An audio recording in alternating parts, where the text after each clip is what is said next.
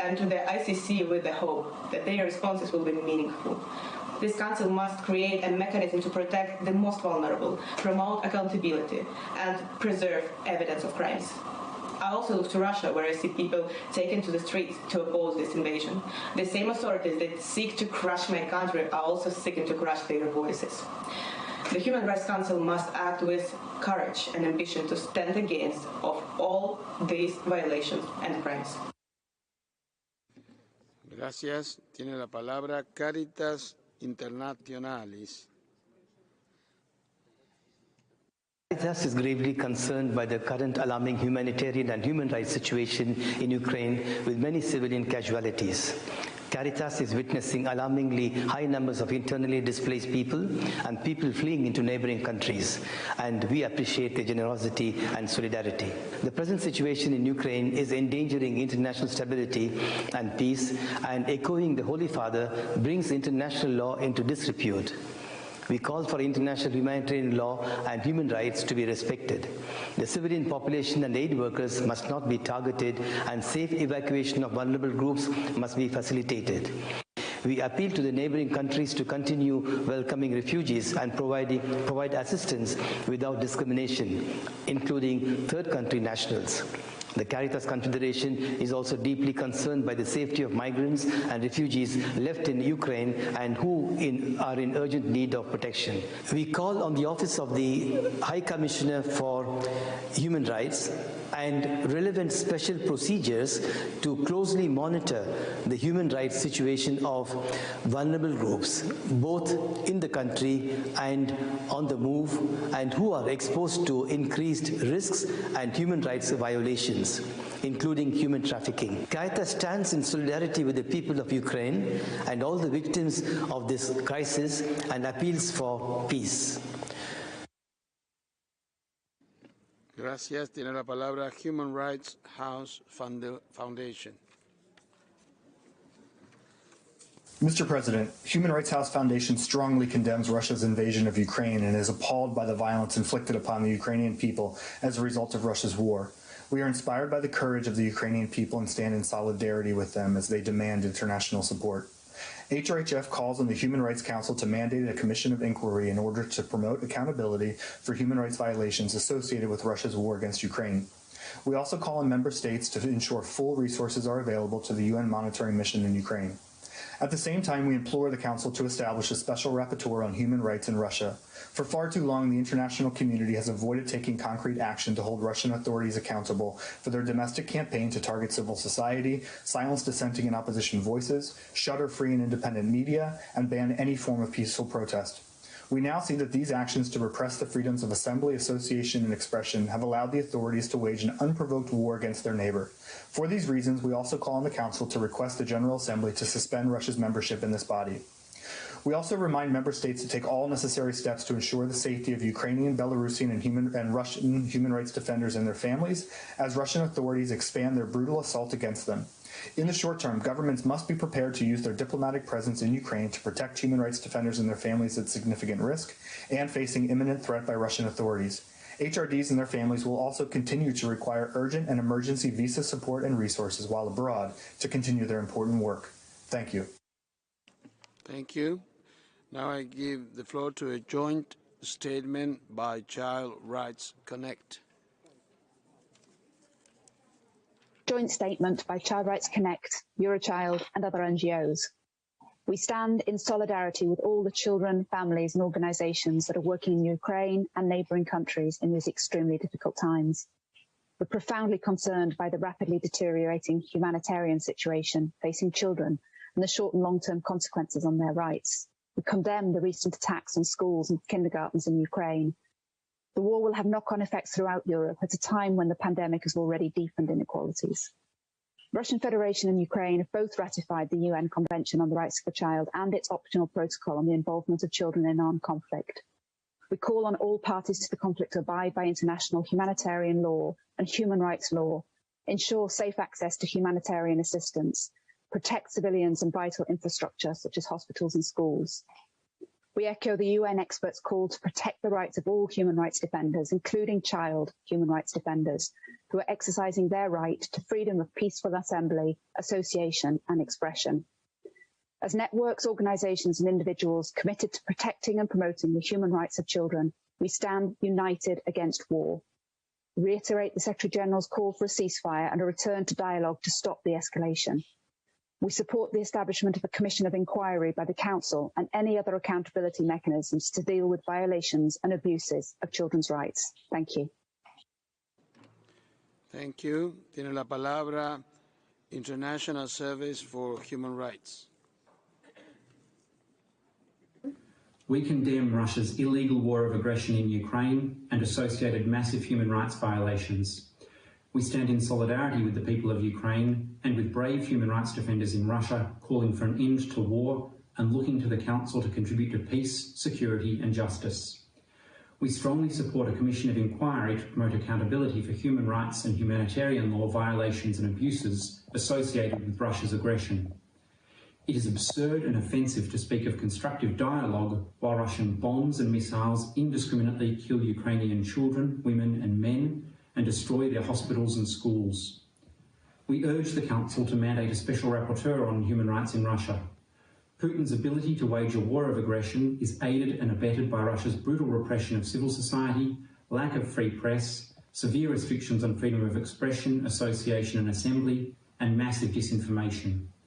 The Council should also recommend that the General Assembly suspend Russia's Council membership, which is a stain on the Council's institutional integrity. Finally, we welcome the unprecedented coordination, support, sanctions and humanitarian assistance provided by EU and other states in response to this crisis. We hope that this becomes the principal benchmark rather than the selective exception as to how the global community responds to all such grave human rights situations and brutal authoritarians. Gracias. Tiene la palabra International Lawyers Organization. InternationalLawyers.org recognizes that the human right to peace is the collateral of the prohibition of the use of force and the duty of all states to resolve their disputes peacefully in the United Nations Charter. We urge both Ukraine and Russia to resolve their dispute peacefully. We urge Russia to immediately bring itself into conformity with international law by ending its use of force against Ukraine. We recognize the right of a people's fighting for self-determination to use all necessary means to achieve this right. These means should, however, be strictly directed towards achieving self-determination. We are concerned that the unlawful use of force by member states of this Council has created the impression that the use of force in international law is acceptable. We urge the Council to reiterate that all uses of force that are not a response to an armed attack are inconsistent with the right to peace. This includes the unlawful use of force against the people of Afghanistan, Iraq, Palestine, Syria, Libya, Somalia, Yemen, Sudan, Algeria, Haiti, Panama, Grenada, Vietnam, Laos, Cambodia, among others. If law is weaponized to punish only some unlawful uses of force, the rule of international law is weakened. All unlawful uses of force should have the consequence that they are ended and that reparations are made to those who have suffered as required by international law. The right to peace is a right of all persons. Gracias. Tiene la palabra International Human Rights Association of American Minorities. National Human Rights Association of American Minorities deplores the loss of life in Ukraine, calls for an immediate ceasefire and prompt humanitarian assistance. We condemn the violation of the prohibition of the use of force and deplore that over the past 30 years, Article 2.4 of the UN Charter has been violated by states who have conducted military activities without approval of the Security Council against Yugoslavia, Afghanistan, Iraq, Libya, and Syria, where war crimes were committed with impunity. We deplore the continued bombardment of civilians in Yemen and condemn the silence of the international community when Armenians of Nagorno-Karabakh were victims of aggression resulting in thousands of civilian deaths. Such illegal use of force created precedents of permissibility and diminished the authority of the United Nations. While Iran calls upon Russia to stop its aggression in Ukraine, third parties must refrain from adding fuel to the fire. Ukraine and NATO should respect the legitimate security interests of Russia, who feels threatened by its hostile eastward expansion and by the flooding of Ukraine with lethal weapons. We recall that Article 2.4 of the Charter prohibits not only the use of force, but also the threat thereof. In 1962, the world was saved from nuclear apocalypse by a quid pro quo. Soviets removed missiles from Cuba, Americans removed missiles from Turkey. Today, the world demands a compromise that guarantees sustainable peace based on a new security architecture for Europe and the world. Thank you. Tiene la palabra Minority Rights Group. This statement by a Ukrainian and international coalition of Romani human rights defenders and allies to call for peace and solidarity and call on the Russian Federation to cease the violence caused by the war against Ukraine. This war is not only a threat to European security and peace, it comes with violence of international humanitarian and human rights laws under the treaties ratified by Russia. As members of global community who has and continues to face far too many tragedies, we wish to express our deep concern regarding the fast escalation of violence and the increasing number of victims this war has already caused. From the Second World War to the Balkan Wars of the late 90s, history has shown us that in times of war or conflict, the plight of Roma, as well as other minorities, is continuously ignored, rendered invisible, and used to further our persecution.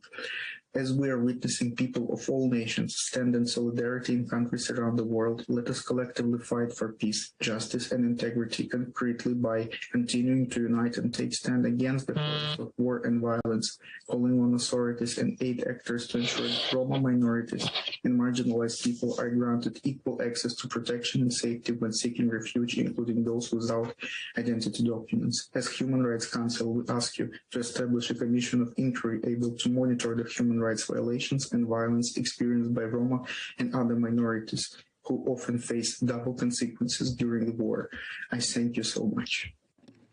Thank you. Tiene la palabra International Humanist and Ethical Union. Thank you, Mr. President. The unprovoked and illegal invasion by Russia in Ukraine is a violation of the UN Charter and international law, including human rights law. As each day goes by, we witness an increasing number of gross and systematic violations of human rights. It is a tragedy unfolding before our eyes. This Council has a duty to respond. It must adopt a robust resolution, unequivocally condemning Russia's actions and establishing a commission of inquiry to report on the situation in Ukraine and promote accountability for all forms of human rights violations occurring there. Such violations are clearly facilitated and sustained by the oppressive human rights climate in the Russian Federation itself. The severe restrictions on free expression, the widespread propagation of disinformation, the repression of civil society, and the intimidation, censoring, and criminalization of journalists all contribute to the Russian government being able to wage a war of aggression without accountability at home. Accordingly, any Council resolution needs to create a mandate for a special rapporteur on the human rights situation in Russia. Mr. President, we meet today at the UN Human Rights Council, a body specifically tasked with protecting and promoting the human rights of all. To have a country that is, as we speak, dropping bombs on innocent civilians and willfully blocking any action at the UN Security Council, continue to sit as a member of this Council is nothing less than a stain on the Council's integrity and a shame on us all. Any resolution adopted must urge the General Assembly to suspend Russia's Human Rights Council membership immediately. I thank you. Thank you. Tiene la palabra Civicus, World Alliance for Citizen Participation. Civicus stands in solidarity with the people of Ukraine and calls for a swift, unified and targeted international response. The protection of human rights defenders, journalists and activists must be a priority. Human rights defenders and journalists have a responsibility to document human rights violations, a role which is critical for the international community to hold perpetrators responsible. In a letter to the United Nations Commissioner for Human Rights a few days before the invasion, the United States expressed serious concerns about information in its possession that Russia has created lists of journalists, activists, and minority groups whom they plan to kill or send to camps. All parties to the conflict have a responsibility to protect human rights defenders, journalists, and civilian populations, and to guarantee the free flow of humanitarian aid. An act of aggression on this scale needs commensurate response.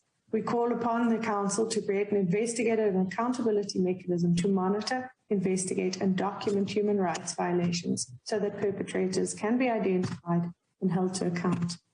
Russia is rated as repressed on the Civicus Monitor, and journalists and activists have long been the target of government crackdowns. It is clear that a nation that does not respect the rights of its own people will not respect the rights of others. In this context, Russia has no place as a member of the premier human rights body of the UN, and we join calls for Russia to be suspended from council membership. Thank you. Tiene la palabra Institute for NGO Research.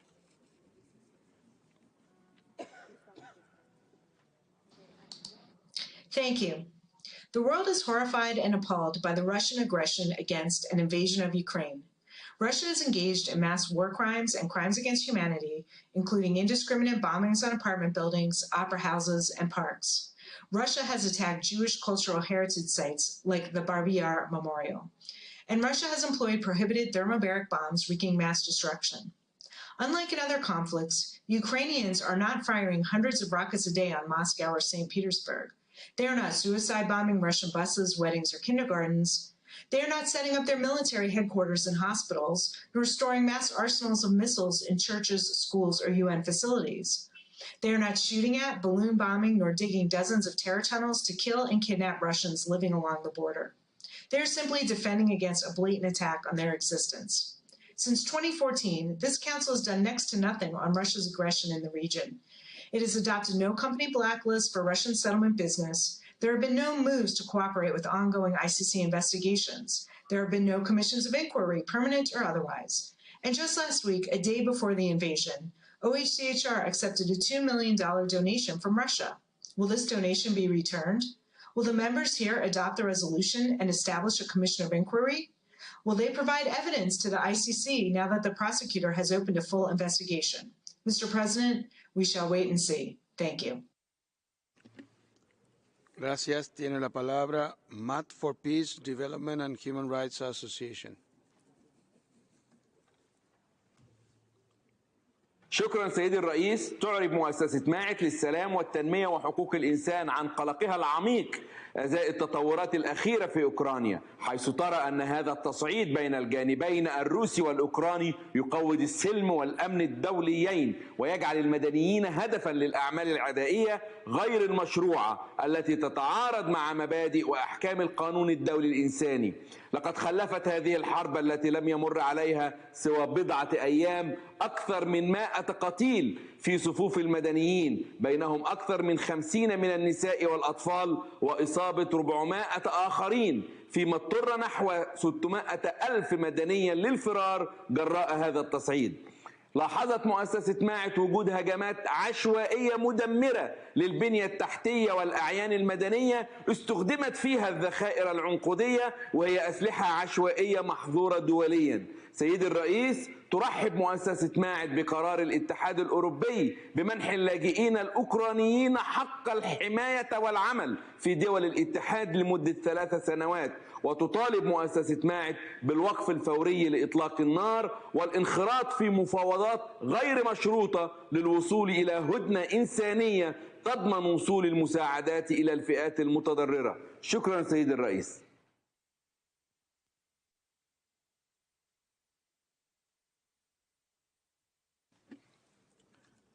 Gracias. Tiene la palabra Access Now.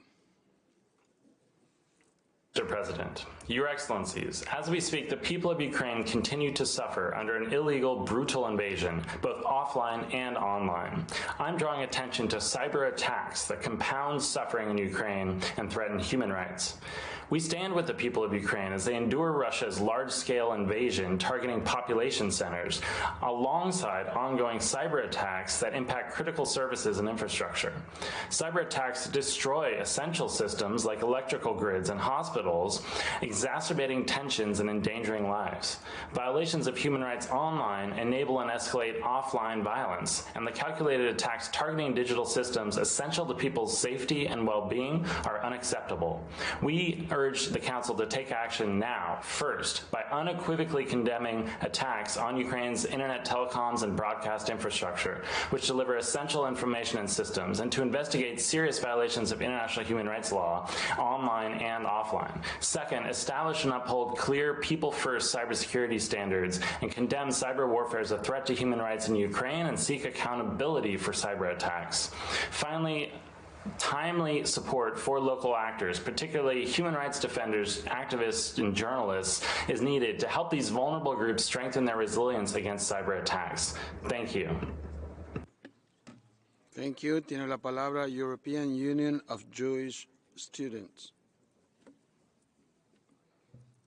Madam President, my name is Christina Ster and I'm the President of the Ukrainian Union of Jewish Students. I'm speaking on behalf of the European Union of Jewish Students and I'm recording this message from bomb shelter in Kharkiv, Ukraine. So since the start of the Putin's invasion in Ukraine, the shelling is Kharkiv never stopped but has intensity day on a day. On Monday I was only 500 meters away from the Russian rocket hit the building, killing 11 innocent lives, including children. Putin war has now claimed and countless lives, and the death toll is on the rise. Putin claimed that they intended the Nazi Ukraine, and yet our president is Jewish. Yet Putin's army bombed the site of Babi Yar, whereas 33,771 Jews were murdered during the Shoah. Yet more than the 10,000 Shoah survivors are fearing about their lives.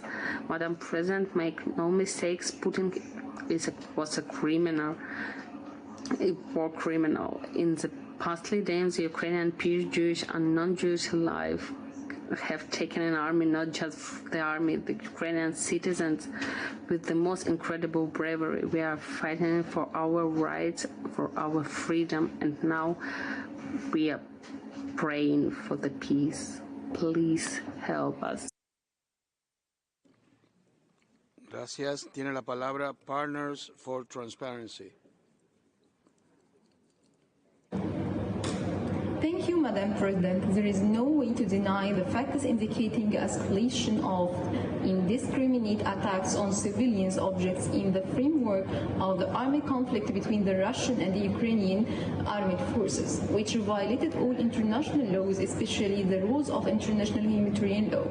As all parties showed as a blatant disregard for the lives of civilians and used weapons with a wide impact on densely populated areas.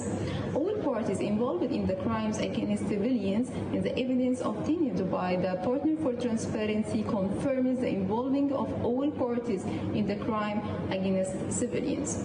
In this way, the Ukrainian army continue to target public service and population point in Donetsk.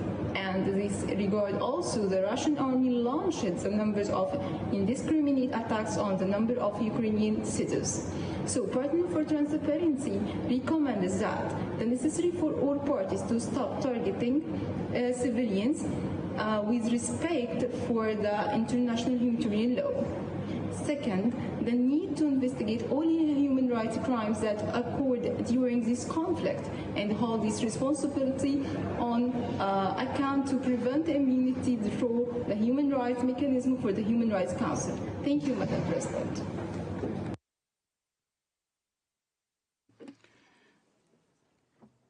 Tiene la palabra World Federation of Ukrainian Women's Organization. Madam President, since 2014, the World Federation of Ukrainian Women Organizations regularly has made interventions in the Human Rights Council about the effects of Russian aggression against Ukraine and the violations of human rights in the illegally occupied Crimea and Donbass. 7 days ago, Russia started a full-scale war against Ukraine in flagrant breach of Ukraine's territorial integrity and sovereignty and prohibition of use of force in the UN Charter. People of Ukraine have been subjected to bombing and shelling. Russian forces have targeted residential buildings, hospitals, schools, kindergartens, orphanages. The number of refugees is nearing 1 million. The situation of women and children is particularly fragile. A large number of women and children have been killed or blessed. Many women and children staying in shelters have been deprived of their basic needs. Gross violations of the right to life, liberty and security have already taken place. We are particularly concerned about the likely consequences of this brutal aggression on human rights in Ukraine through forced displacement of civilians, disappearances, restrictions of freedom of assembly and expression, persecutions and other human rights violations. Russian Federation is committing crimes against humanity and war crimes. Russia must be held accountable for that. We invite the Human Rights Council to call upon the Russian Federation to respect international humanitarian law, prevent attacks on civilians, residential areas, schools, medical institutions, and to call for all those detained to be treated consistently with international human rights law. Above all, please continue to call for an end to Russian aggression. Thank you. Gracias. Tiene la palabra Campaign for Innocent Victims in Conflict. 1 week into the war, the consequences on civilian populations have been devastating. Initial reports focused on significant incidental harm resulting from war fighting in densely populated areas. As conflict escalates, we are also observing the increased use of tactics designed to create massive casualties. The international community needs to support the adoption of urgent measures to protect the civilian population of Ukraine. The absolute priority is to bring about a ceasefire and stop the fighting. Second, evacuation routes need to be urgently negotiated in order to allow civilians to safely flee. Civilians must not be prevented from fleeing nor being attacked during the process. Third, humanitarian corridors or green corridors must be established from and into areas exposed to intense fighting, where the dire need of food, medical supplies, and winterization items increases the vulnerability of the population day after day. Fourth, in order to bring about full accountability and transparency, the important work of existing monitoring and investigation mechanisms in Ukraine need to be reinforced and scaled up. And in addition, an independent fact-finding mission, for instance, under the form of an independent international commission of inquiry, needs to urgently be established to hold perpetrators into account. All parties should abide by international humanitarian law and international human rights law, and precautionary measures need to be taken in attack or against the effects of attack to protect the civilian populations of Ukraine. Thank you. Y el último orador en la lista es Center for Global Non-Killing. Dear human beings, Mr. President, non-killing, in reverence for life. We were all born from a mother. We were all nurtured, or will be, until we become adults. Persons capable of reasoning, capable of love, and thus of respect for life, every life, universal life. Humanity is facing again a conscience crisis.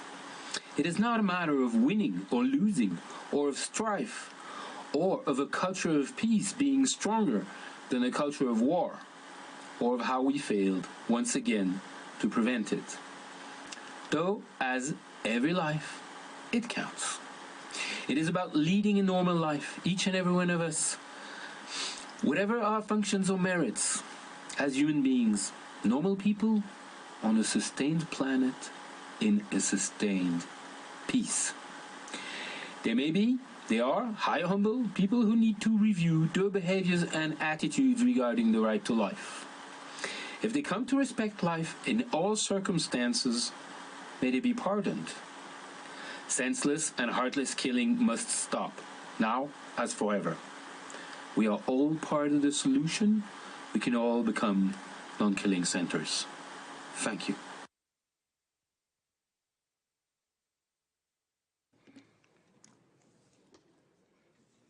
Muy bien, muchas gracias. Este fue el último orador de la lista.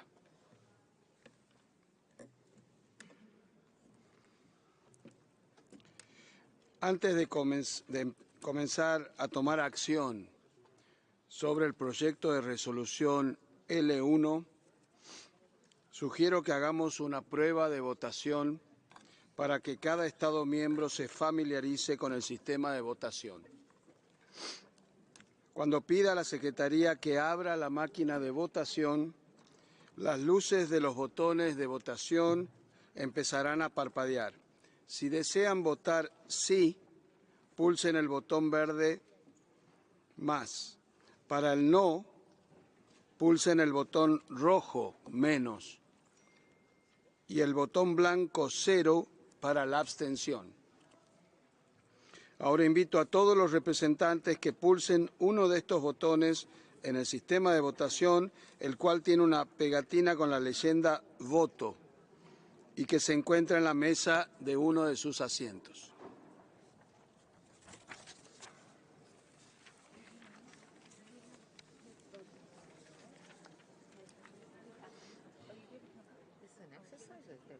exercise.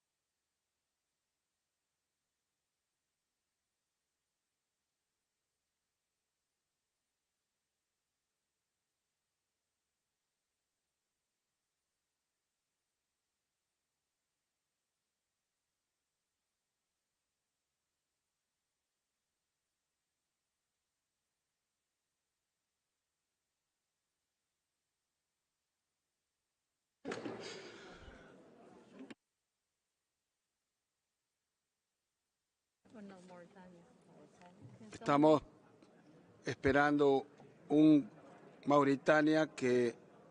¿Está Mauritania en sala?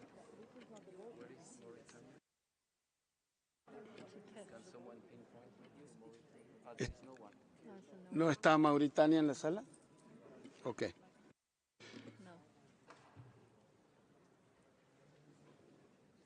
Si es así, pido a la Secretaría, primero a las delegaciones que comprueben si su voto se refleja correctamente en la pantalla. Y si es así, pido a la Secretaría que cierre la máquina de votación.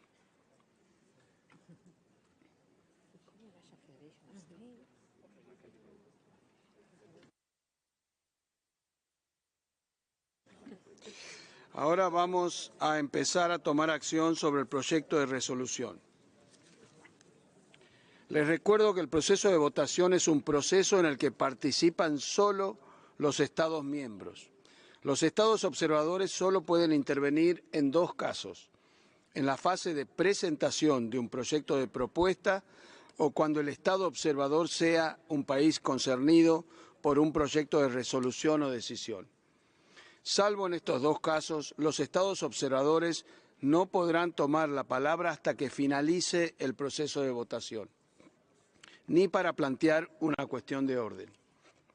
Permítanme recordarles, y esto es muy importante, que de acuerdo con nuestro proceso de votación, todas las mociones de procedimiento, como las enmiendas orales y las solicitudes de votación sobre párrafos separados, deben anunciarse durante el segmento de comentarios generales. Si una moción de procedimiento se plantea por primera vez cuando la votación ha comenzado con la explicación de voto, la moción se considerará inadmisible. Les ruego que tengan esto presente. También les recuerdo que, de acuerdo con el artículo 128 del Reglamento de la Asamblea General, el patrocinador de un proyecto de propuesta o de una enmienda no está autorizado a explicar su voto sobre su propuesta o enmienda. Por último, el tiempo de intervención durante el proceso de votación es de 3 minutos para todos y todas. Excelencias,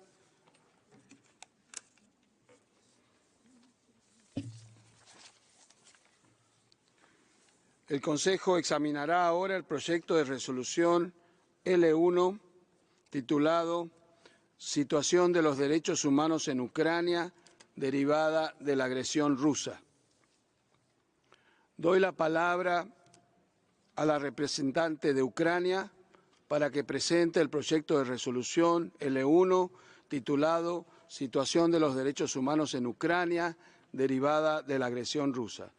Señora embajadora, tiene la palabra.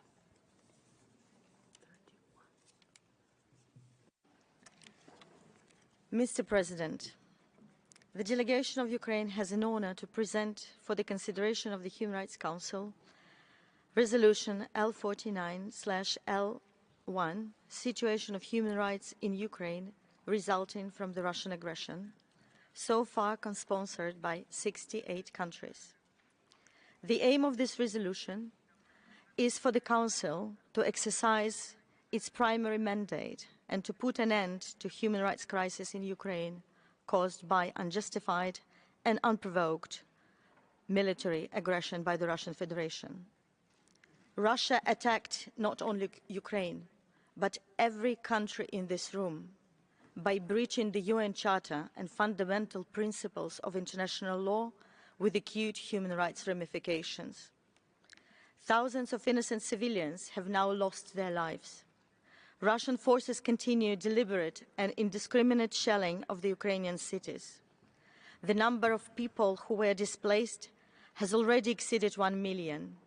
Destruction of the civilian infrastructure has left hundreds of thousands without access to electricity or water and other essential needs. The shelling of Europe's largest nuclear plant may lead to a global catastrophe. The situation in Ukraine is a matter of deep concern for international human rights institutions, including UN High Commissioner for Human Rights and Human Rights Council special procedures. Building upon the adopted 2 days ago General Assembly resolution Aggression against Ukraine, the present draft resolution reaffirms support for sovereignty and territorial integrity of Ukraine, condemns Russian aggression and calls for the withdrawal of Russian forces from Ukraine. The draft also includes a number of provisions that focus on human rights and humanitarian violations perpetrated by the Russian Federation. Most importantly, the initiative envisages the establishment of a commission of inquiry, which will investigate all alleged violations and abuses of human rights and violations of international humanitarian law and related crimes in the context of the Russian Federation's aggression against Ukraine, including their root causes. In the process of elaborating this initiative, we engaged with numerous delegations from every region of the world. I wish to thank all colleagues for their constructiveness and valuable proposals, including those submitted during the 2 rounds of informal consultations. We have made our best efforts to accommodate most of the received comments and suggestions, and genuinely believe that the revised version, which have been distributed among delegations, has become stronger. Mr. President, the irrefutable evidence of gross and systematic human rights violation, as well as war crimes and crimes against humanity by Russia against the people of Ukraine, are building up with every minute of this war. We know who the war criminals are and who is the chief among them. It is our common duty to ensure accountability by mandating the documentation and verification of Russia's crimes and identification of those responsible. This is the only way to ensure that such blatant dereliction of human rights values, which we deeply cherish, will never repeat itself in any place of the world. Therefore, Ukraine looks forward to the adoption of this important action and counts on your active and strong support. And now, I would like to observe the moment of silence for all victims in Ukraine stemming from the Russian aggression, and invite my colleagues to join me.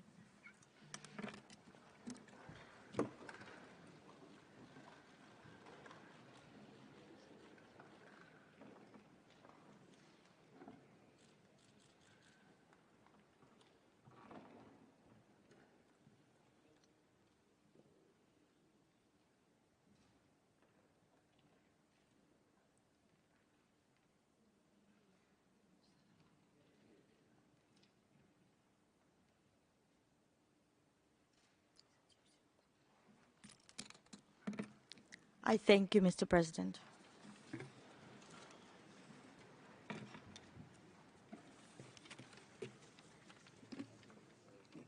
Muchas gracias, señora embajadora. La Secretaría me ha informado de que hay 31 copatrocinadores adicionales del proyecto de resolución. Doy la palabra a los Estados miembros ahora del Consejo que deseen hacer comentarios generales sobre el proyecto de resolución L1 en su versión oralmente revisada.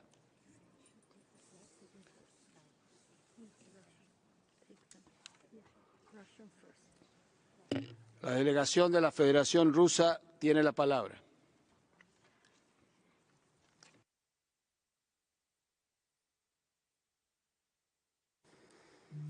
Благодарю вас, господин председатель.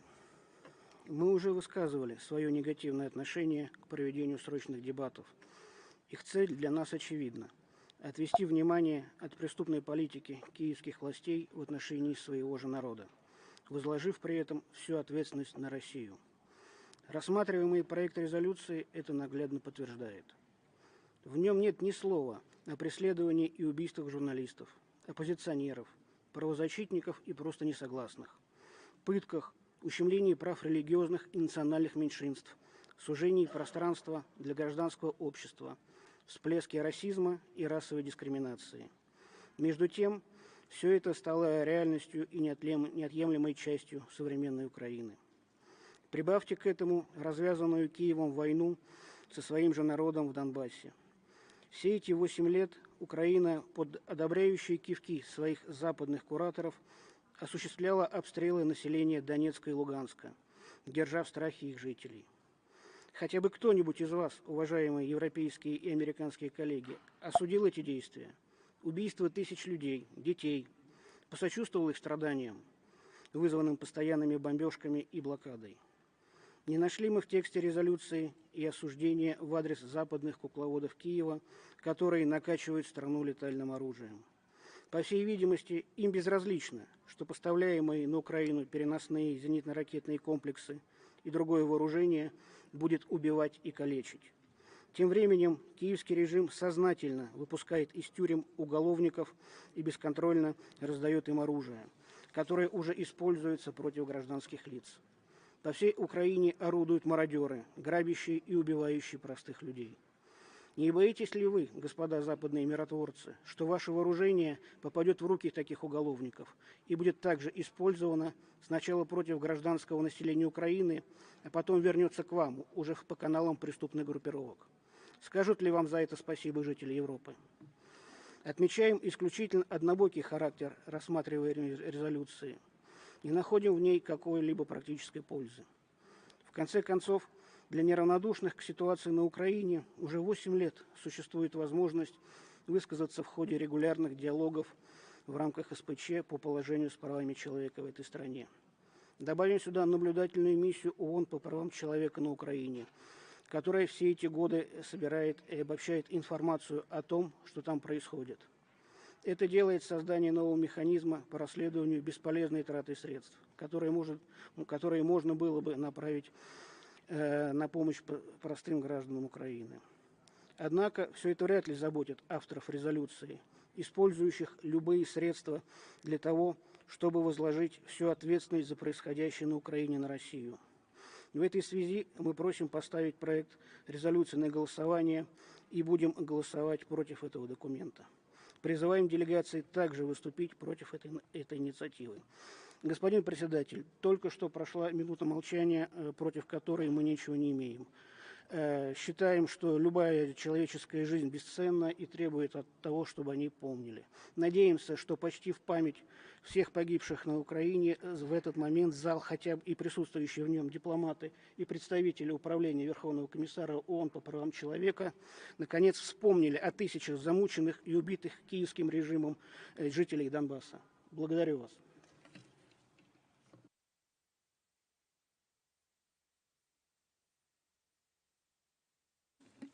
Gracias. Le doy la palabra. Je donne la parole à l'ambassadeur de la France.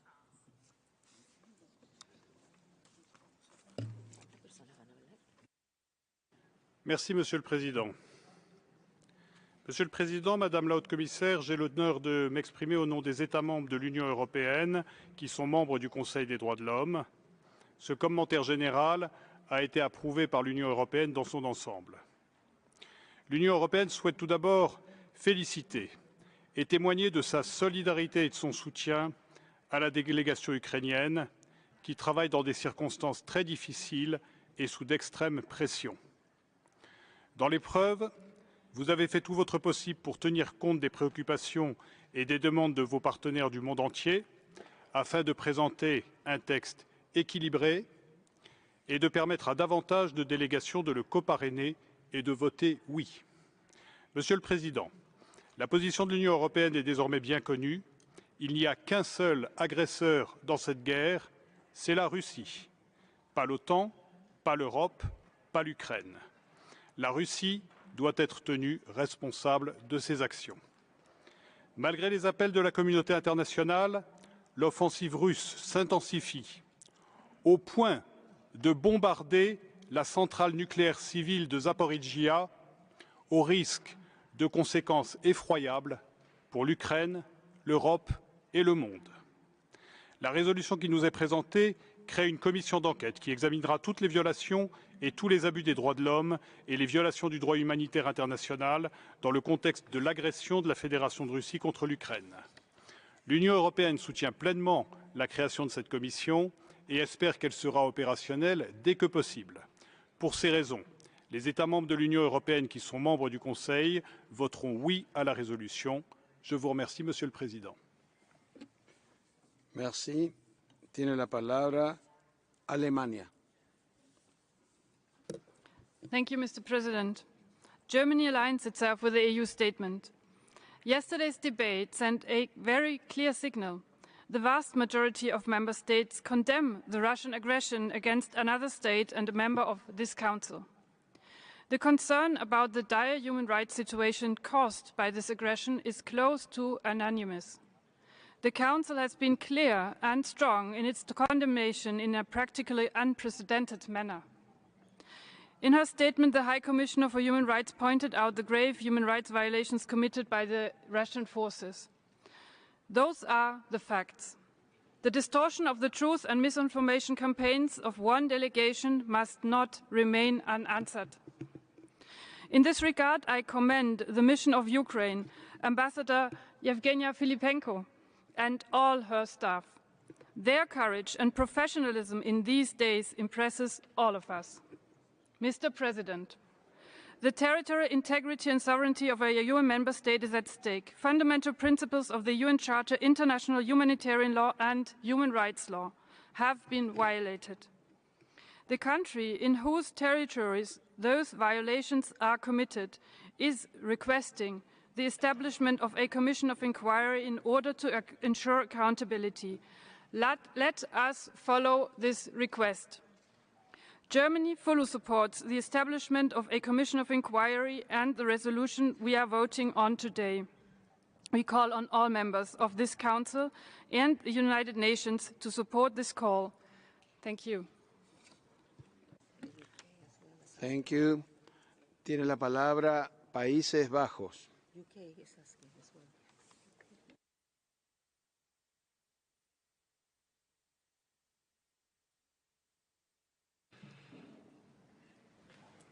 Thank you, Mr. President.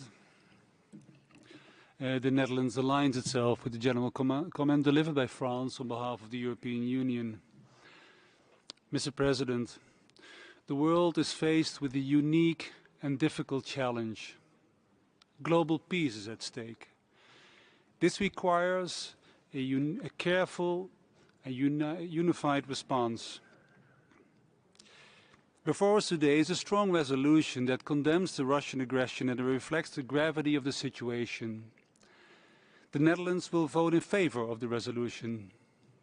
And we will do so because the resolution contributes to international monitoring and ensures accountability through the creation of a commission of inquiry, with a strong mandate to collect and consolidate evidence of violations and abuses.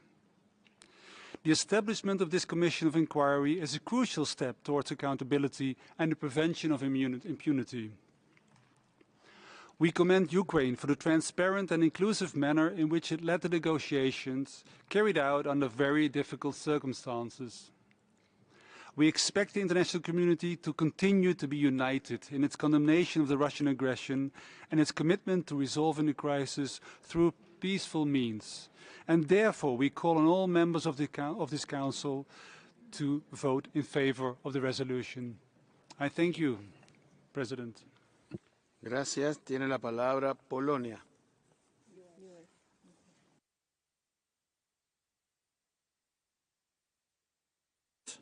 Madam High Commissioner, Madam Deputy High Commissioner, Madam Assistant Secretary General, colleagues, Poland aligns itself with the general statement delivered by France on behalf of the European Union and wishes to add some remarks in its national perspective. From the very beginning of the ongoing Russian military aggression against Ukraine, Poland condemns Russian actions in the strongest terms. We are shocked by the increasing human impact, already amounting to hundreds of civilians killed and injured, and over 2 million of displaced persons, including 1 million of refugees. As the Polish Foreign Minister Zbigniew Rau said in this very council 2 days ago, this unprecedented armed attack by Russia destroys the foundation of the existing security architecture and constitutes a flagrant violation of international law, including the United Nations Charter. It is openly confirming our worst fears that Russia holds human rights in complete disregard. What we have seen in the recent days is inconceivable for a peaceful and safe world. A state, permanent member of the United Nations Security Council, as well as a member of this Council, has invaded an independent state and, with cold blood, attacked its citizens, including women and children. It seems that tragedies of the past 20th century world are emerging. We cannot remain passive while facing these atrocities. Today it is crucial to stop the aggression and to prevent the aggressor from committing further violations of international law, including humanitarian law and human rights law. This is why Poland strongly supports the resolution situation of human rights in Ukraine stemming from the Russian aggression tabled by Ukraine. This resolution focuses on the critical human aspect of the Russian aggression, but also proposes to establish a commission of inquiry to investigate all human rights violations and abuses related to this aggression, and to collect the evidence with a view to bring the perpetrators to justice. This is of crucial importance for us, for this Council, to make this happen. And for these reasons, Poland will support the resolution, will vote in favour of this resolution, and respectfully ask all the other members of this Council to do so. I thank you. Gracias. Tiene la palabra el Reino Unido. Mr. Presidente. 4 years ago today, Russian military intelligence officials carried out a chemical attack in the British city of Salisbury. Today, we see Russian forces attacking a nuclear energy plant in Ukraine. There is no limit, it seems, to the actions of President Putin's regime. This week we have seen an unprecedented show of unity by the international community. In the UN Security Council, in the UN General Assembly, and today, I hope, here in this Council, of which we are a member.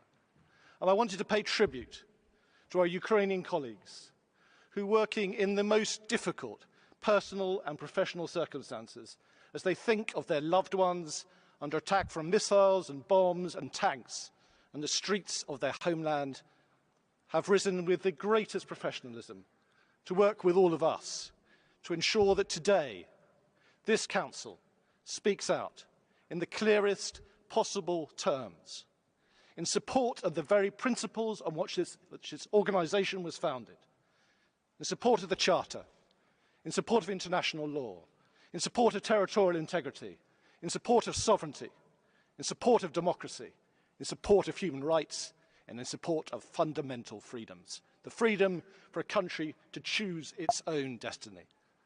I urge all our fellow members of this Council to join with us to support Ukraine in this hour of need and to support the draft resolution in front of us. Thank you very much. Gracias. Tiene la palabra Lituania.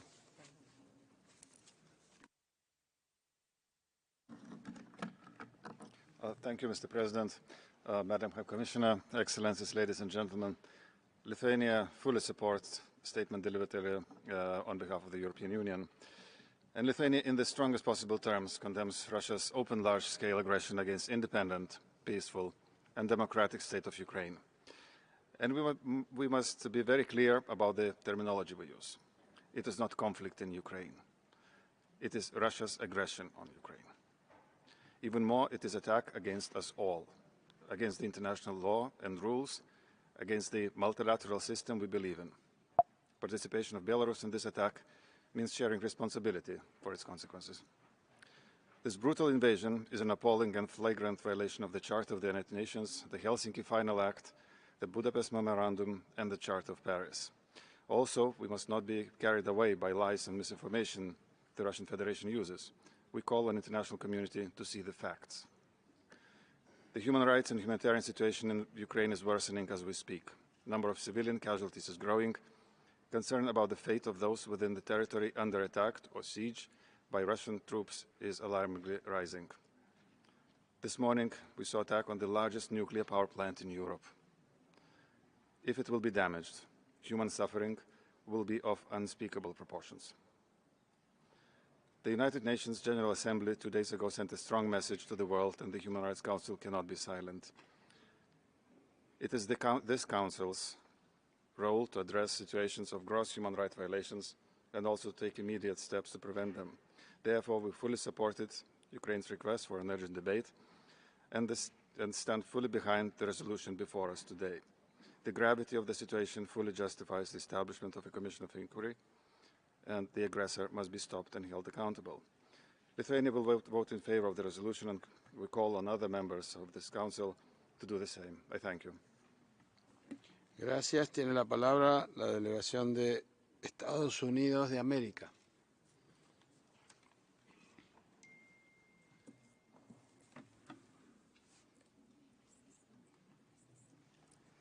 Mr. President, Excellencies, Russia must be held to account for the grave human rights situation caused by its senseless, premeditated, and unprovoked military attack on Ukraine. The High Commissioner for Human Rights has stated that Russia's vicious action clearly violates international law and puts at risk countless lives.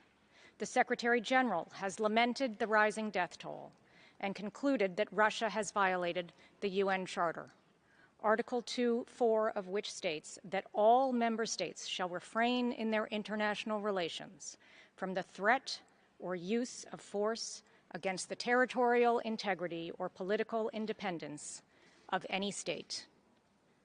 With millions of civilian lives at stake, Ukrainian and non-Ukrainian alike, as Russian troops open fire on the streets of Kyiv, as they drop bombs on residential buildings in populated areas, as they shell kindergarten students in their schools, Russia must be held to account by this Council. Over 1 million people have been forced to flee their homes in fear of their lives. The United States stands for upholding international law. The United States stands in support of the UN Charter. Mr. President, Excellencies, the United States and all American people stand with Ukraine and its people. Thank you. Gracias. Ahora no hay más. Ahora escucharemos al otro país concernido mencionado en el proyecto. Doy ahora la palabra al distinguido representante de Belarus.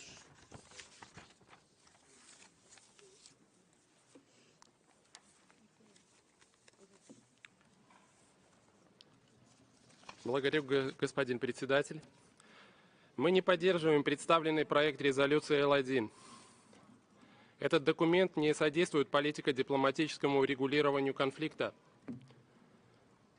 Беларусь приняла участие в консультациях по Л1 и внесла ряд конструктивных предложений, нацеленных на поддержку переговорного процесса между сторонами конфликта в текущей ситуации, когда льется кровь братских славянских народов.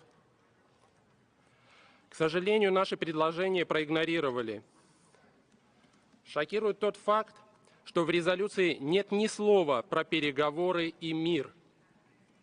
Похоже, что поддержка переговорного процесса ради мира волнует белорусских дипломатов больше других.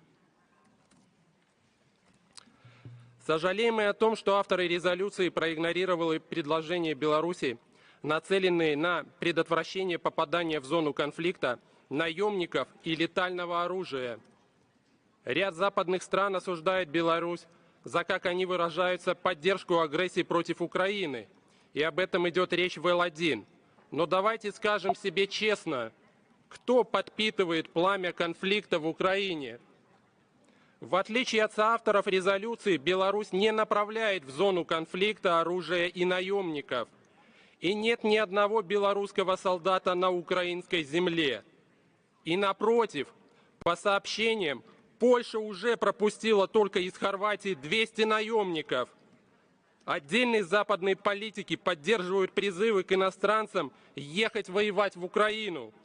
Германия и Литва, которая говорит о нашей ответственности, заявили, что не будут препятствовать выезду в зону конфликта так называемых добровольцев.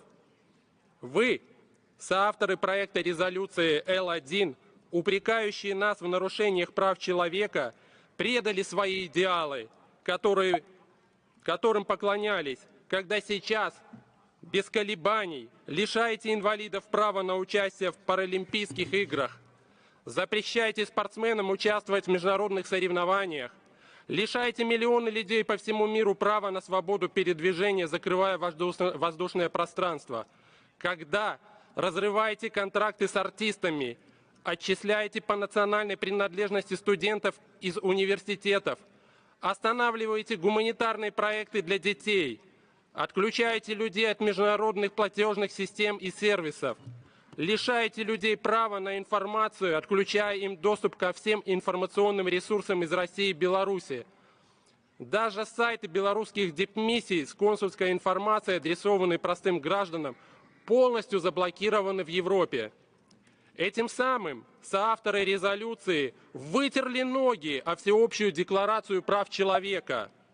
Вы извратили смысл работы правозащитных механизмов ООН и УВКПЧ, фактически лишили их нейтральности и превратили в проводников своих интересов, сузив их функции до подобия судилищ.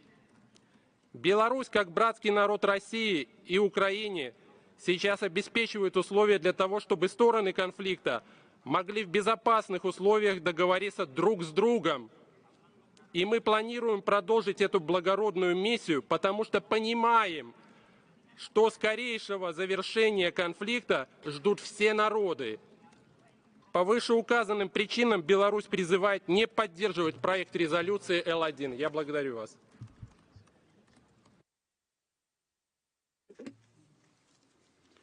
Muchas gracias. La Secretaría me ha informado de que hay consecuencias presupuestarias por programas por un importe de $4.163.500 americanos para este proyecto de resolución. Una copia de la declaración ha sido publicada en la extranet del Consejo.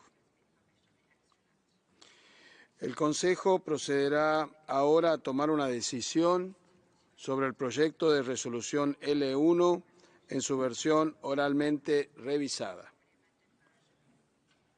Daré la palabra a los miembros del Consejo que deseen hacer explicaciones de voto antes de la votación sobre el proyecto de resolución L1 en su versión oralmente revisada.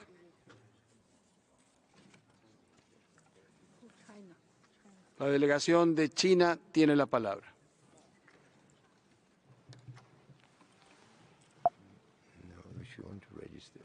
主席先生，中方一直密切关注乌克兰局势，支持和鼓励一切有利于和平解决乌克兰危机的外交努力。当前联合国采取的任何行动，都要以地区和平稳定和各方普遍安全为重，应当有助于局势降温，推动外交解决。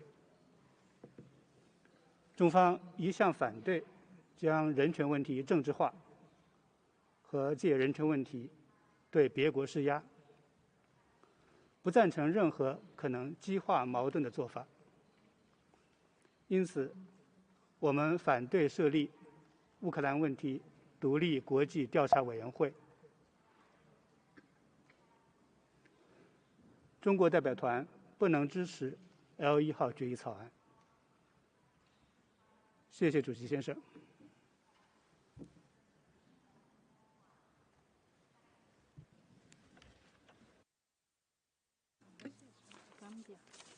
Muchas gracias. Tiene la palabra Gambia.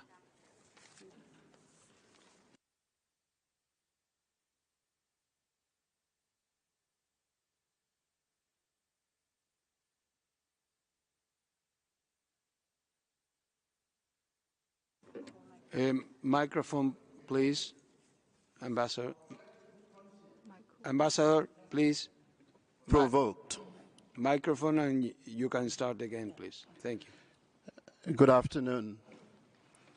As Gambia sits here, we wish to take the floor and add our voice on a very difficult moment. Our collective conscience is not only tested, but provoked. The fact that the global community is dealing with this very unfortunate situation, and more importantly, loss of human lives and rights, is indeed disheartening. The Gambia is disturbed with the far-reaching implications of such acts to the global community. Multilateralism, sovereignty, territorial integrity, and our collective humanity is provoked in bounds that we have never experienced for a very long time. The Gambia stands for upholding international law and the UN Charter and protection of humanity and sovereignty of nations. We encourage all of us to sit back for a moment and draw to our humanity and encourage courage and conviction and diplomatic solutions for the bloodshed to stop. We're losing children, we're losing women, we're losing elderly. Rhetoric is not going to restore our humanity. Excellencies, as we go through the political ping-pongs, we must know that human lives continues to be affected. We are disheartened as a nation, and our thoughts and our prayers are for the lives that are lost. We thank you. Gracias. Tiene la palabra la delegación de Cuba.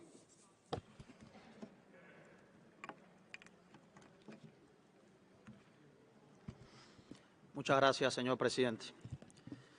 Señor presidente, Cuba es un país defensor del derecho internacional y la Carta de las Naciones Unidas, referencias medulares para los países pequeños contra el hegemonismo, los abusos de poder y las injusticias.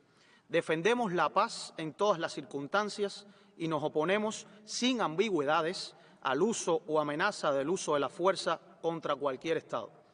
Estamos comprometidos con el derecho internacional humanitario y llamamos a todas las partes a proteger la población, sus bienes y la infraestructura civil. Lamentamos profundamente las pérdidas de vida de inocentes. El pueblo cubano ha tenido y tiene una relación entrañable con el pueblo ucraniano. Señor presidente, Cuba ha rechazado siempre la selectividad, los dobles raseros y la manipulación de los derechos humanos con fines políticos. Es un tema que conocemos bien. Nuestro país es víctima directa de esas inaceptables prácticas. Escuchando las intervenciones de algunos países, parecería que se ha hecho justicia a las atroces violaciones de los derechos humanos perpetradas en el pasado reciente. Baste mencionar los vuelos secretos con personas secuestradas, las ejecuciones extrajudiciales, la imposición de medidas coercitivas unilaterales y criminales bloqueos contra pueblos enteros y el establecimiento de campos de concentración y tortura. Ni una sola resolución se ha podido adoptar sobre esas graves situaciones. No lo han permitido muchos de los que hoy demandan actuación inmediata ante los acontecimientos en Ucrania. Señor presidente, como cuestión de principios, Cuba comparte la posición del movimiento de países no alineados contraria a la imposición de resoluciones y mandatos contra países. Jamás se logrará una real cooperación en materia de derechos humanos sin el consentimiento y el compromiso de los Estados concernidos. El proyecto de resolución presentado vulnera los principios básicos del diálogo respetuoso, la no selectividad y la no politización que deben guiar la labor de este Consejo. Es un texto parcializado que no responde a preocupaciones genuinas por la situación de derechos humanos en Ucrania. Mucho menos ofrece soluciones para promover el ejercicio efectivo de esos derechos, sin exclusiones. Asignar responsabilidades a solo una de las partes involucradas es, cuando menos, un enfoque sesgado e incompleto del asunto, que no podemos apoyar. Cuba continuará abogando por una solución diplomática de la actual crisis en Europa, por medios pacíficos que garantice la seguridad y soberanía de todos, el ejercicio efectivo de los derechos humanos, la paz y la seguridad regional e internacional. Muchas gracias. Gracias. Tiene la palabra el distinguido delegado de Cuba, de Venezuela.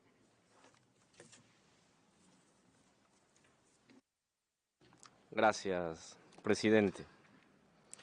Venezuela reitera todo lo expresado en el día de ayer durante este debate urgente sobre la crisis en Ucrania.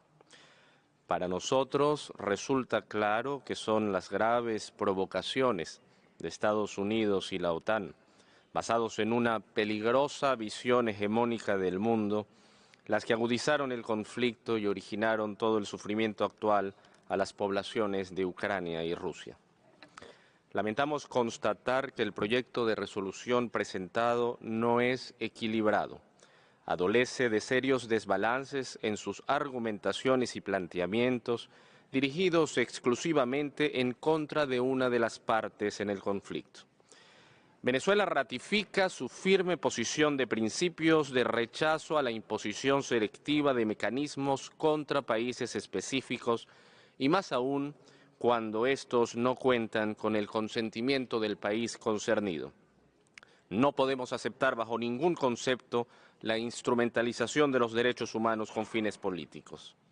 Saludamos con esperanza y optimismo la continuación de las negociaciones en curso entre las partes y hacemos un llamado a acelerar la desescalada y encontrar fórmulas de entendimiento sobre la base de un diálogo franco que no sea entorpecido por injerencias externas ni presiones financieras o políticas como las medidas coercitivas unilaterales implementadas contra la Federación de Rusia en abierta contravención al derecho internacional. Señor presidente, sin menoscabo de conocer y condenar las causas de la actual situación, Venezuela tiene un amplio historial en la mediación diplomática y en la resolución de conflictos. Recordamos, por ejemplo, el compromiso personal y diplomático del presidente Hugo Chávez para lograr la pacificación de nuestra vecina Colombia, dejando a un lado cualquier consideración bélica.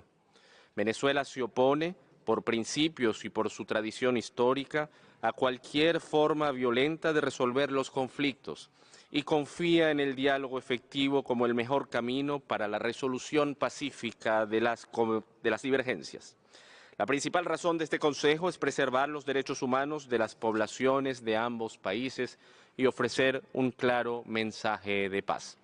Por tales razones, confiando plenamente en la necesidad de generar una vía de confianza para labrar la paz, Venezuela se abstendrá en la votación del proyecto de resolución 49/L.1, sin que ello suponga que su actual posición pueda ser considerada como un precedente en la constitución de mandatos que entorpecen la suprema labor de este Consejo en defensa de los derechos humanos. Muchas gracias.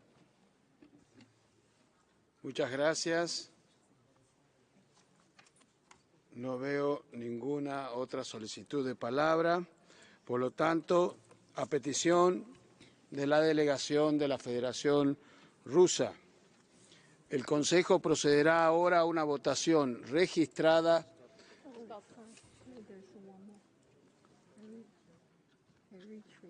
Perdón, la delegación de Eritrea tiene la palabra.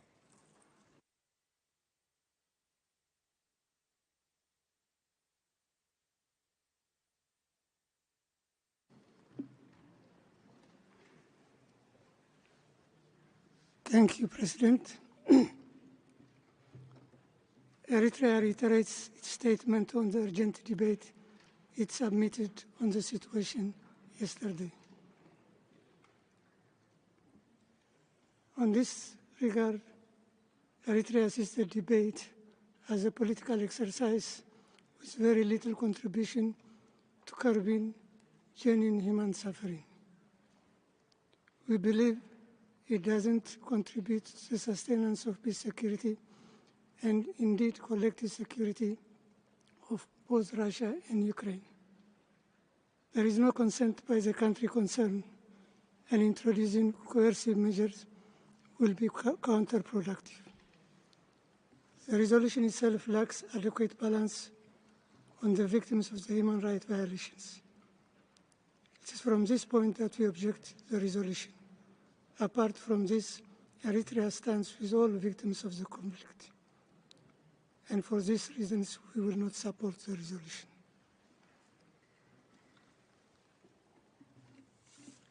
Gracias. Ahora sí, no habiendo más solicitudes de palabra, a petición de la delegación de la Federación Rusa, el Consejo procederá ahora a una votación registrada sobre el proyecto de resolución L1 en su versión oralmente revisada.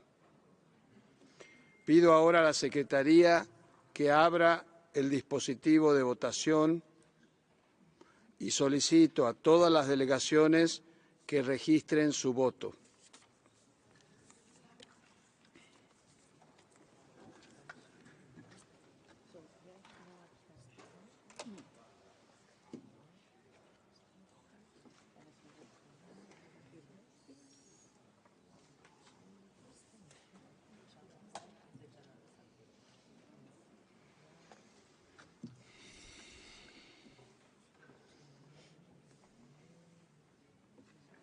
¿Están todos?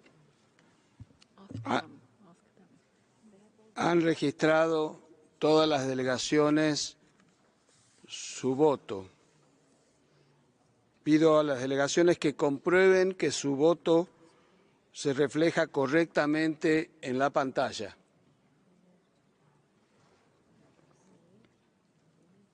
Si es así, pido a la Secretaría que cierre el dispositivo de votación. La votación está cerrada. Los resultados de la votación registrada son los siguientes: 32 votos a favor, 2 votos en contra, 13 votos en abstención. El proyecto de resolución L1 en su versión oralmente revisada es, por lo tanto, adoptado. Copia del resultado de la votación se cargará en breve en la extranet.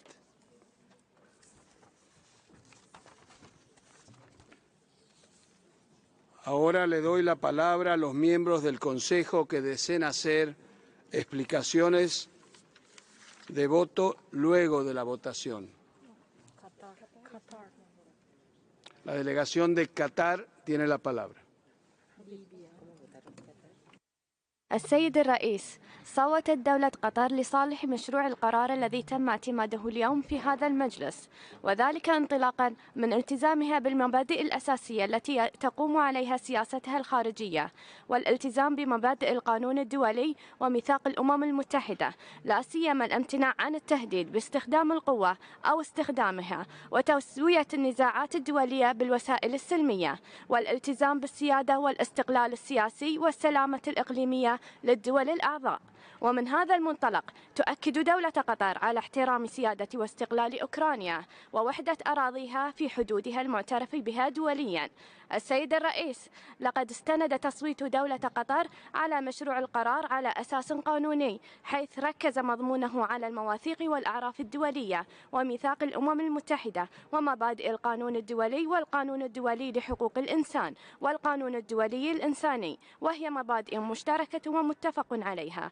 وإننا نفهم أن الغرض من مشروع القرار هو إقامة هذه المبادئ الراسخة والتأكيد عليها. السيد الرئيس، تؤمن دولة قطر بأن السبيل الوحيد لتسوية النزاع الدائر في أوكرانيا وتلبية المشاغل المشروعة لجميع الأطراف يتمثل في عدم اتخاذ ما من شأنه أن يؤدي إلى مزيد من التصعيد وحث جميع الأطراف على ضبط النفس والمضي قدما في الحوار البناء والمسار الدبلوماسي من أجل التوصل إلى حلول شاملة وتوافقية ومستدامة مبنية على تنفيذ الاتفاقات القائمة ومبادئ القانون الدولي وميثاق الأمم المتحدة.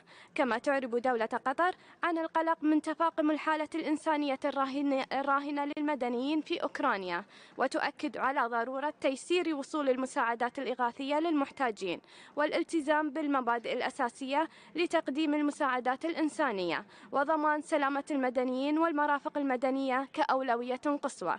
ختاما، تواصل دولة قطر اتصالاتها مع جميع الأطراف وتحثهم على إنهاء الأزمة بالحوار والطرق الدبلوماسية، كما تقوم بالتنسيق مع الجهات الإنسانية من أجل تقديم المساعدات إلى جميع المحتاجين لها. وشكرا السيد الرئيس. Muchas gracias. Tiene la palabra la delegación de Libia.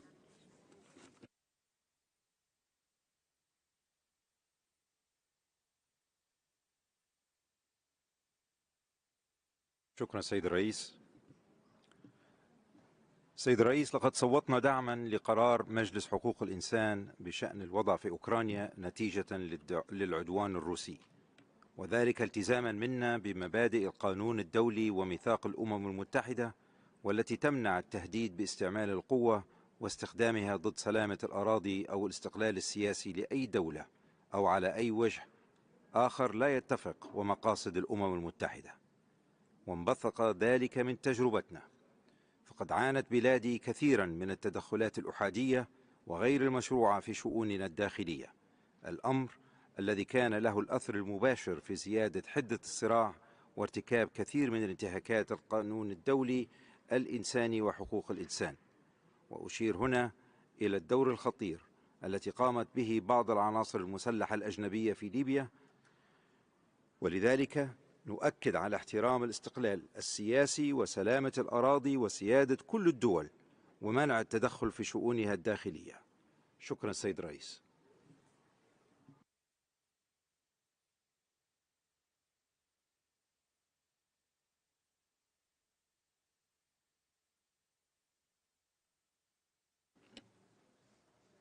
Shukran. Tiene la palabra la delegación de Malasia.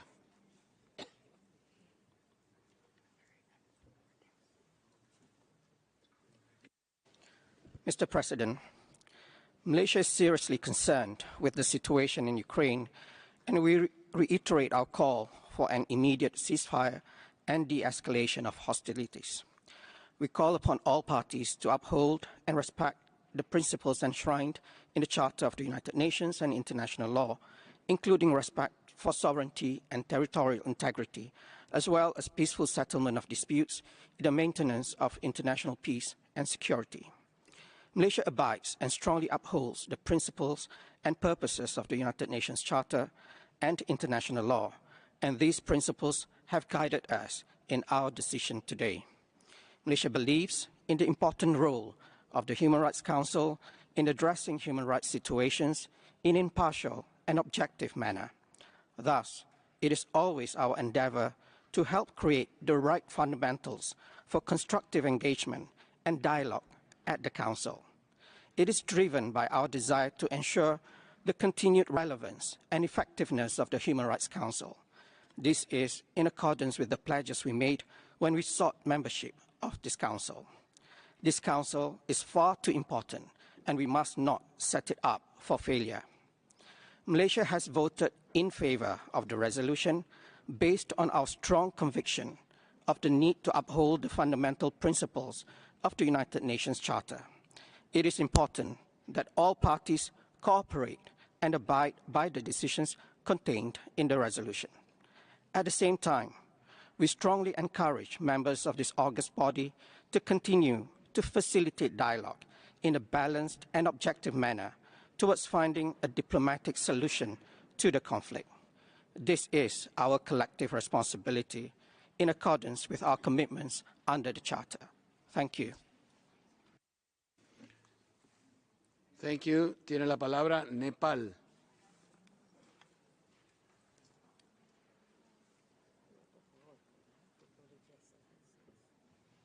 Perfecto.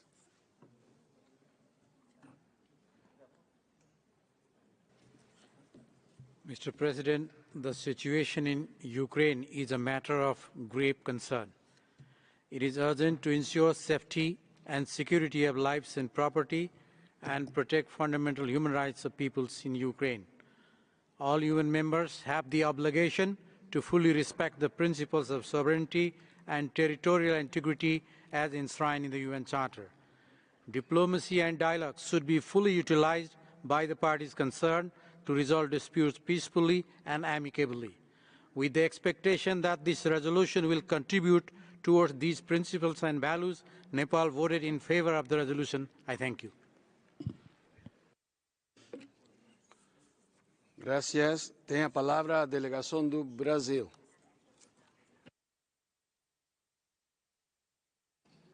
Muito obrigado, Senhor Presidente. Madam High Commissioner, the deteriorating circumstances on the ground have convinced us of the need for the Human Rights Council to add its voice to the Security Council and the General Assembly in seeking solutions to the crisis in Ukraine. For this reason, we supported the current urgent debate. There is an imperative need for all relevant UN bodies to work together towards re-establishing peace, safeguarding security, and protecting human rights and fundamental freedoms in Ukraine.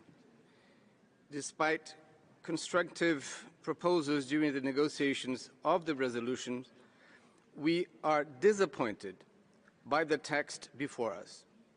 Brazil would have favored a more balanced draft that could create space for dialogue among all parties and send a strong message for respect of international human rights law. Unfortunately, the current text is flawed. While we are pleased to note that the mandate of the Commission of Inquiry has been refocused to address the current crisis rather than past events, we still believe it is not an appropriate mechanism at this stage to assess and review the facts on the ground. Given the lack of objective and verifiable information available regarding human rights violations and abuses, we reiterate our view that a fact-finding mission with a robust but fair mandate would be a more effective and efficient tool to achieve our immediate common objectives. We're also frustrated that our comments regarding key language on peace and security were not duly taken on board. The text still contains a number of references which would be better addressed in other UN fora, like the Security Council and the General Assembly, rather than the Human Rights Council. Much of the terminology used in the text is clearly inspired by recent Security Council initiatives, while concepts related to humanitarian and refugee law are imprecise. In the context of the HRC, such language constitutes unjustifiable precedent that can only exacerbate the politicization of our deliberations. In addition, we consider that references to future legal procedures preempt the result of the proposed investigations. We need first to gather, verify, and assess facts on the ground before making recourse to international courts. Such references are counterproductive at this point in time and will not contribute to the goals advocated by this Council, which should be primarily to promote respect to human rights and to further avoid civilian people suffering in Ukraine. Likewise, Brazil is concerned that the inclusion in the current resolution of a specific paragraph on ICC initiatives could establish a dangerous interdependence between that august body and Human Rights Council proceedings, bypassing established channels and procedures. Despite the shortcomings that we have outlined, we above all believe that this Council cannot stay silent. It must first and foremost act according to its mandate to protect human rights in Ukraine and support a peaceful solution to the crisis in the country. For these reasons, Brazil decided to vote in favor of the resolution on the situation of human rights in Ukraine. Thank you. Obrigado. Tiene la palabra Indonesia.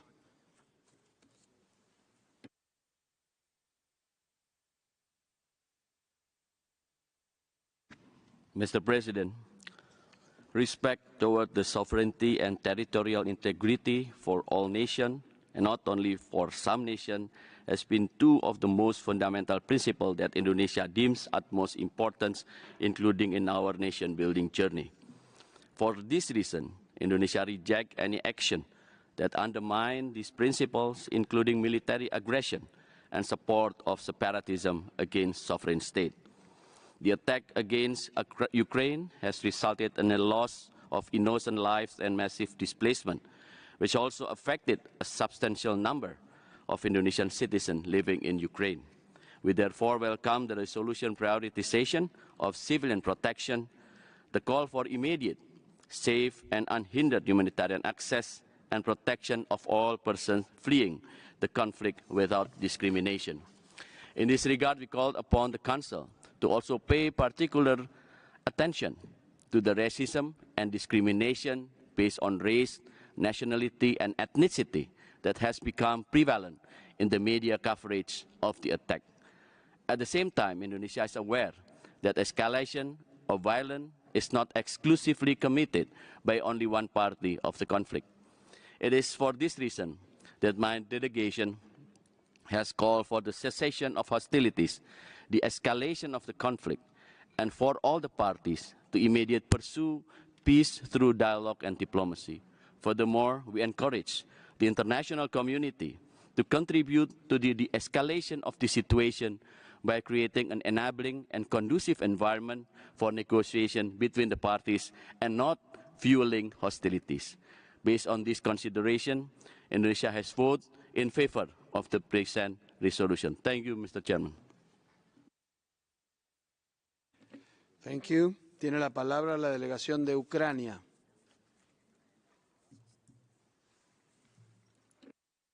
Mr. Chairman, I would like to make a general comment here.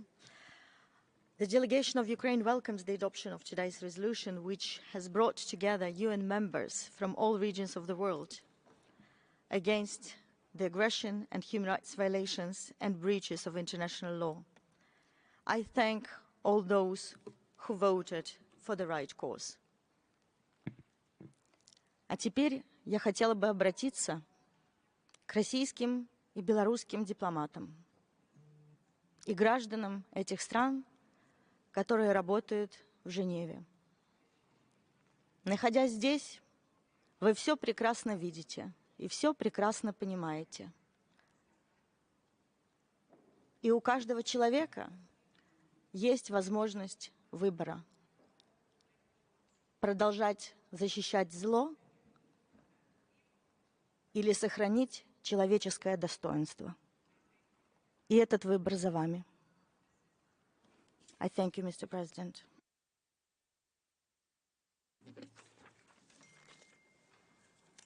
Gracias. Excelencias, con esto llegamos al final del debate urgente sobre la situación de los derechos humanos en Ucrania como consecuencia de la agresión rusa. Nos volveremos a reunir dentro de unos minutos, pero en la sala 19, para tratar las cuestiones de organización y de procedimiento, abrir el punto 2 y proceder con el diálogo interactivo sobre el informe de la alta comisionada sobre los territorios palestinos ocupados. Nos vemos en la sala 19. Gracias.